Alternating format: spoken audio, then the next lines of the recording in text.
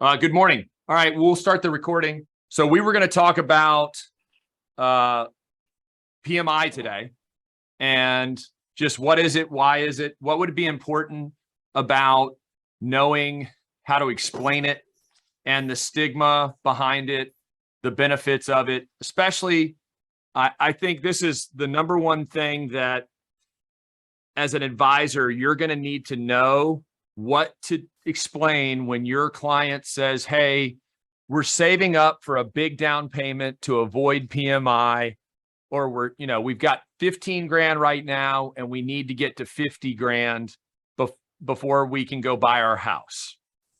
So Aaron, you've been doing this the longest. What's answer number one to that question or a rebuttal? I'm sorry, what was the question again? Well, really, if you're the financial planner and you're, trying to understand how to help your client's budget and they tell you that they want to save up $50,000 to put down 20%, what would be an immediate reply? Yeah, I mean, literally, let's take a look at it. I find most people, they don't even really know what it is or what the details are, how it affects them personally. So like you said, it's just kind of a negative connotation and they're just kind of blindly saying that. So when you actually take a look at it, it's really not that big of a deal. It might make sense, to incorporate it, even if you had the other option. Right. So when you say, let's take a look at it, if the financial planner took out a piece of paper and said, okay, there's loans with 20% down and those don't have mortgage insurance. But the rate's actually a little bit higher without mortgage insurance. That's star number one for this call. We'll come back to it in a minute. The rates are actually a little higher for a loan without mortgage insurance, a 20% down loan. So number two, what would you say, Andy? Number two, I just think understanding why there is PMI is the most important thing, because I've heard it time and time again. People get frustrated and they just don't know why there's extra expenses on their mortgage. And if you actually explain that a little bit more and explain how it actually is a huge benefit, if you look at it from a different perspective, very important versus just saying, oh yeah, it's an extra expense that you're going to have to get unless you put 20% down. Got it. Okay. So I guess just real simple, if someone was buying a $500,000 home or I think the median price in Nashville is like 490. So let's say it's $500,000. They got to put 100,000 down. Younger couples might save 30, 40 themselves and get 50, 60, a gift from their family and put down the 20%. They'll borrow 400 and they'll get a mortgage. Let's just say that mortgage is at 6% right now.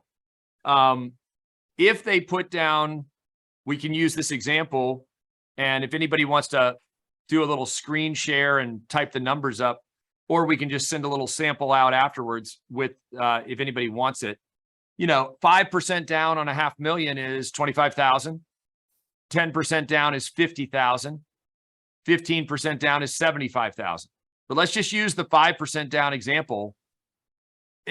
Walk us through that, Grant, just in terms of someone, instead of saying to the advisor, I've got to wait to save 100, the advisor knows that they can put 25 down on a $500,000. What's the cost of doing that? Well, you're going to have, and you're going to have obviously you're going to have your down payment on there. Mm-hmm. And then as well, you're going to have your closing costs as well on that purchase. Mm-hmm. And then you're going to have your prepaids and escrows as well. That's when you go through your total cash to close on there. Right. And then did you want me to go through MI on that? Like how that's calculated? Andy's kind of laying it out here, but obviously with 5% down, there's going to be a premium on MI. Yes, they pay. Correct. So correct. It's based on what? It's based on usually it's based on your credit score. Mm-hmm. Credit score, and I like to also say income history as well. Okay. So, what about anything else that it could be affected by? The rate? It can be affected by your rate. It also can be affected by your loan product as well. Okay, no, but what else can affect the rate? Your down payment. Yeah, obviously, Your the more you're down payment, yeah. But then isn't it also affected by the number of borrowers? Aaron, am I right, or Andy? Yeah, if you have more than one borrower, it helps a little bit. For Do you sure. get a better premium? Yes. Yeah. Do you guys know why that is? One Because more person- person to be responsible. Yeah, Because there you there's go. less liability. You're spreading the liability over 2 people. Yeah, less liability. So, Andy, thanks for doing that. Basically, if you scroll up a little bit, we've got like a purchase price scenario, 500,000, 5, 10, 15, 20. There they are. Scroll down. If we're looking at interest rates and payments, scroll down. And this would just be like, check out the payments, 3,400, 3,250, 3,077, and 2,910. Okay, cool. Leave it right there. If you're an advisor and you're looking at this, you're saying, hey, wait, there's a $500 difference. My client, of course, wants a payment under $3,000. Now scroll down to closing, total cash. Look at that. 36,000, 61, 86, and then 111,400, which essentially is closing costs, prepaids, and escrows on top of down payment. So this would be the argument that, Rob, you know, you've been doing this for a minute. Like, look at this. How would could a planner basically take the $70,000 and make up a $500 difference for a client over a long period of time? Could they make up that premium difference? You see what I'm saying? Are you there? it would take 12 years, Brendan, To what? 12.5 years to make up that difference of cash. So for $36,000 for closing versus $111,000 with the monthly payment difference of, I rounded it about $500. Right. It's going to take 12.5 years to make up that cash that you tied up into the house. So Meaning that if the cash were invested somewhere in an investment vehicle, it could make up that difference in 12 years. yeah, it would take 12.5 years to make up the cash difference right there. Okay. So I think, the toughest part, we're not giving you guys advice on how to invest your client's money. What we're trying to give you is show you ways that, just in my belief, and, I've been doing this a while, is that when people put an investment into real estate, they can't get it back until they sell the house. And I'm a strong advocate that they should keep the house and keep it as a rental, because they could keep the cash flow and go on to the next one and play the monopoly game. However, for you, when you guys are early on in planning with clients, $70,000, sunk into a house is a lot of money. And if you look at this payment differential of $500, your client, I always say that people drive in the rear view mirror and they budget from where they were living like 2 years ago or 3 years ago. And then when we flash forward, 2 years later, their joint incomes went from, let's say together they were making 110. 2 years later, they're making 160.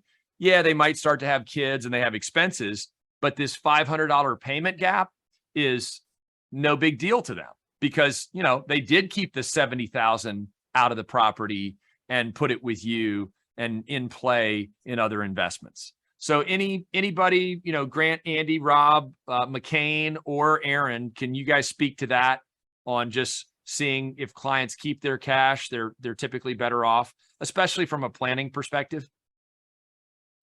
I Yeah, I look found at that to be true. I think, like you said, the difference in payment, doing this for 20 years, seeing people get psychologically conditioned to money is interesting. And when we poll our clients a year or 2, 3 years later and say, hey, remember this decision? And they're like, oh yeah, ended up not even being a factor. So in situations like this where they're like, oh yeah, we were, worried about $400 more or what have you per month, so versus what the money did for them. So yeah, I think it's, we definitely have some real life examples where that has paid dividends down the road.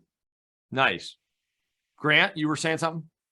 Yeah, I like to use this like when I'm teaching this in a Smart Start meeting as a budget tool. If a client's willing to and can choke up an extra $500 a month in real estate payments, then great. We're going to have 2 different buckets growing.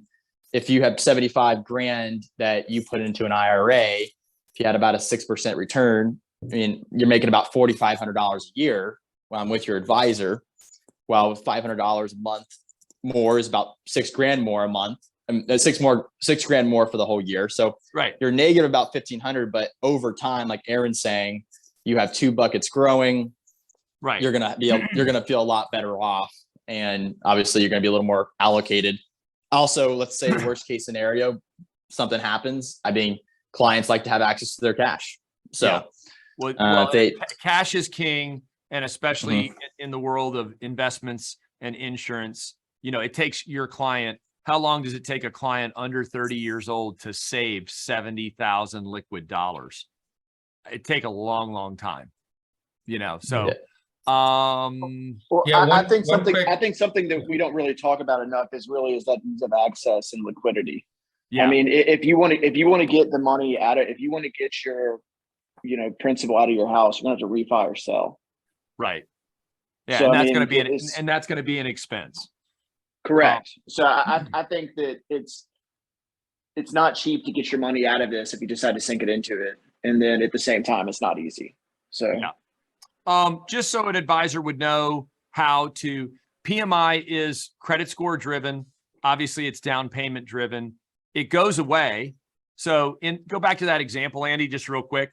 When the client, reaches the 400,000 loan amount, go scroll back up. So if they start at 475, 450, or 425, and they have PMI and the $400,000 loan doesn't, when their loan balance reaches 400 on a payment schedule or via prepayment, the PMI premium legally can be dropped. The client can call the servicer and get it dropped.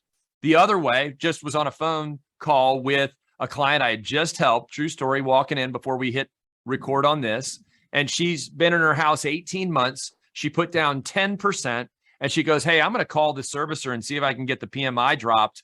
Someone just sold next door, for like nearly 100 grand more than they purchased. And they purchased their home like 2 months before this client purchased hers. And it's a similar property. So she's like, I know I'm up at least 100 grand based on that sale.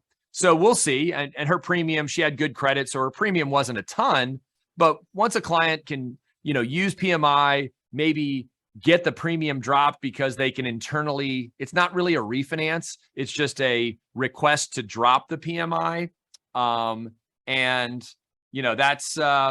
That's always a possibility outside of just, refinancing the loan. Anybody seen anything on, getting rid of PMI that they want to add to the discussion so that an advisor would know? Yeah, so I was going to mention that all investors have a little bit different rules around when you can drop PMI and what the level has to be. If it's in like a majorly appreciated market where the appreciation is essentially allowing you to drop the PMI, not necessarily the pay down of the loan. And so I would advise anybody with a mortgage who wants to do that, call their servicer, see what those thresholds are. Some of them have a little bit different rules, but the fact of the matter is once you hit 80% on that originally scheduled payment plan, you automatically get to drop it no matter what. But if you want to drop it early with the value of your home going up, definitely call the servicer, see what their rules are around that, because if you can drop it and you only have to pay a small fee to do that, it's pretty painless, way better than refinancing. And then obviously you get a lower payment because of it. Yeah, and just so you know, when your client goes to make that phone call to drop it, chances are they're going to get somebody answering the 800 number and they'll say, well, we see that you're not eligible because your loan amount isn't below the 80% of the original value, and then ask them to send the rules in writing, and you'll basically get the letter that says you're not eligible. And then when you turn it over on the back and fine print, it shows the provisions of where you might be eligible with the current appraised value. So the first response a lot of times seems like no on the surface. You just got to dig into the details and find out how to do it. Because like Andy said, they're all different depending on how long it's been. If you're in that 1 to 2 year time range, it's a little different than 3 years plus. Gotcha. Can you guys hear me? Yeah. Yeah. Okay, cool. My camera's fritzed out and I can't seem to just switch over. So it's hourglassing me. All right. Well, I think we talked about the premiums. We talked about how you can get rid of them.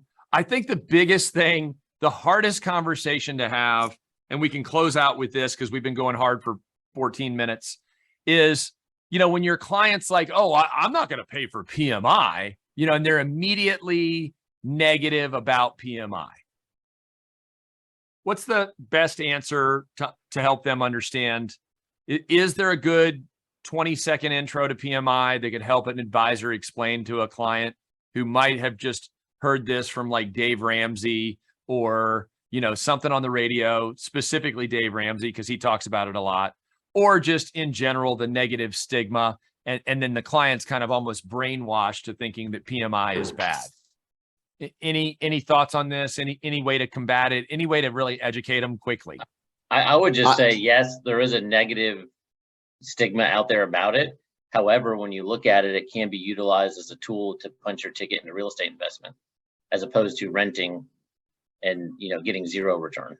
Right. I go through it. How long would it take you to save to 20% down payment versus renting? And what's the appreciation that you'll lose? And whenever you do that math problem on a nice glass board, it's a little more eye-opening. Yeah.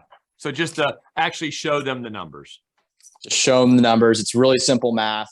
You can do it on a whiteboard, break it down really easily. Well, and for, it's funny for a simple client, when I say simple, like they're angry about it and they've got something.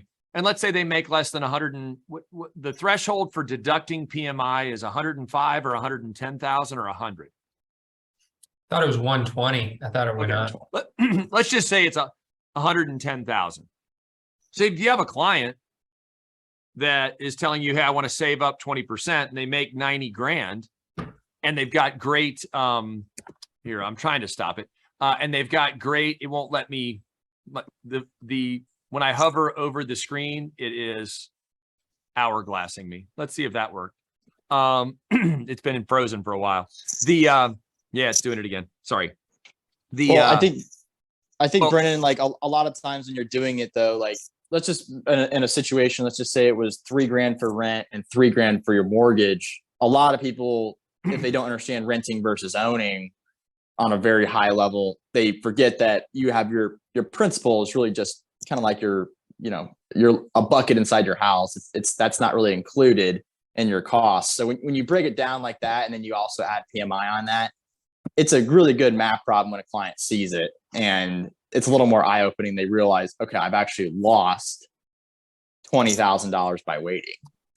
Yeah, the time game, and and their money just sat in a checking account. Yeah. Well, I think that when clients are negative about it, you can embrace it and you can say, well, here's, if you wouldn't mind, I'll show you some numbers.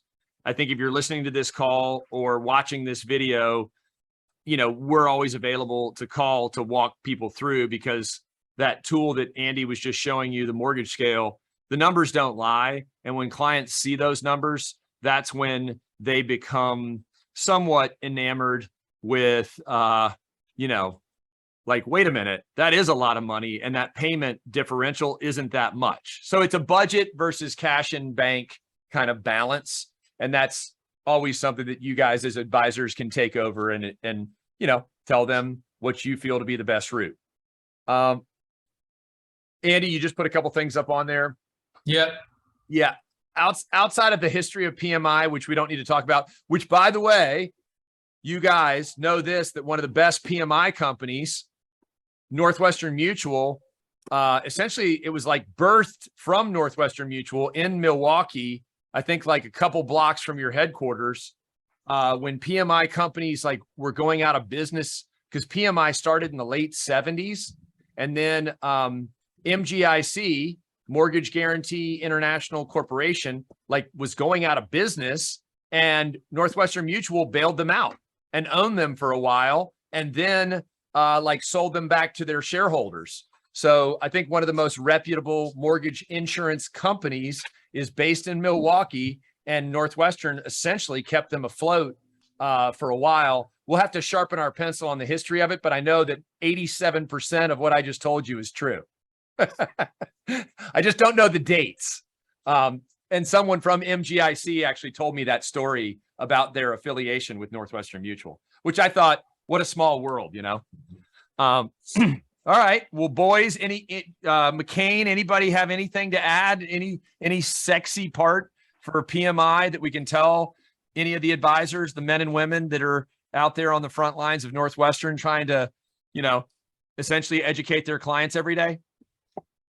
I mean, I would just say that if you had a client dead set on not paying PMI, and you know they didn't have the money to put 20% down, then have them come talk to us, because we do have a lot of products where there's no PMI and you don't have to put 20% down. So yeah, if we can educate them through that, then which by the way, McCain opened up an entire can of worms as we're closing, which we won't talk about. But McCain, you're right.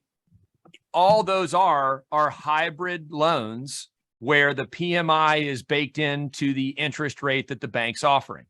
So we have one. Right. Our STAR program has no PMI. We have a hybrid arm that has no PMI. And what the lender does is essentially says, okay, whatever the rate normally would be, you know, we'll forego PMI. And what they do is they self-insure the loan with the interest that they're collecting that's in addition to what the quote interest rate should have been. Does that make sense? I don't, McCain, you're relatively new with me. I don't think I've ever explained it, but a no PMI under 20% loan, the bank is normally cranking up the interest rate to insure it themselves in the event of a default, that they just take the extra interest that they collected to then like cover the cost of a quote foreclosure. So there's no point being, there's no free lunch. The only other way to avoid PMI with less than 20% down would be to do a first mortgage and a second mortgage, a first mortgage of, let's say, 80 or 75%, and then a second mortgage on top of it up to, let's say, 90%.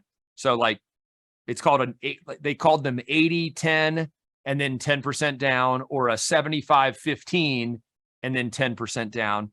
Those are kind of antiquated because you end up paying a higher interest rate on the first mortgage. The second mortgage has a floating rate.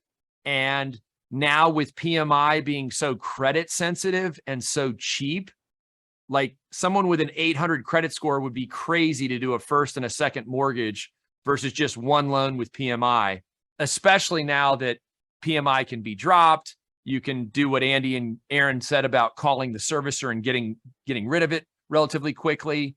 And it's potentially tax deductible and it's cheap.